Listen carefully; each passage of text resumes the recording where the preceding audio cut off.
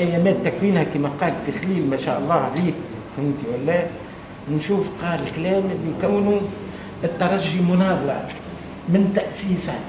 الترجي شاركت في الحركة الوطنية، ما هوش راهو كلام فارغ ولا كلام كذا اللي سمعته من بعض رؤساء جمعيات مضادة لنا في وقت من الأوقات، فهمت ولا؟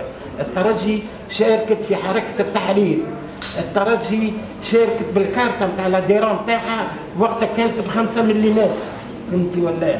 ونحطوا التمبري بأنه الحزب الدستوري، هذه نقطة حبيت نعرج عليها أنا قريب، كان الحزب الدستوري ما عندوش حق باش يقد بدقات ولا ما عندوش حق باش يقد مطبوعة.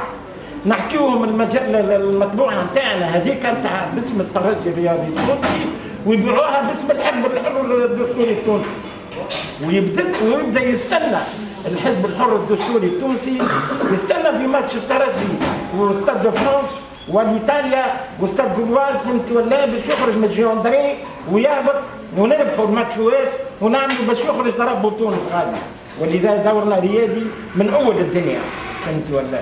والترجي راهي ديما رائده كونها تخلق الاجيال والاطارات.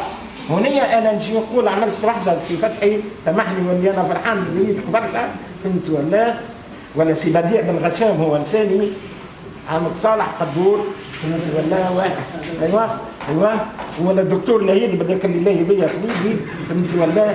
نعرف برشا الخيال، فهمت ولا؟ واحد وكل، لكن انا نقول ونأكد على حاجه باسكو انا اعرف، فهمت ولا؟ واحد وكل شيء، نقول اللي لابد من هيكلتها الجمعيه هذه اللي جاني اللي نسمع فيها فكره طيبه ياسر، لكن كلها لابد من كونه نهيكلوها باش تبدا اللجان تخدم على نفسها، فهمت ولا؟ وهذا هو اللي حبيت نقوله. ومره اخرى انا سعيد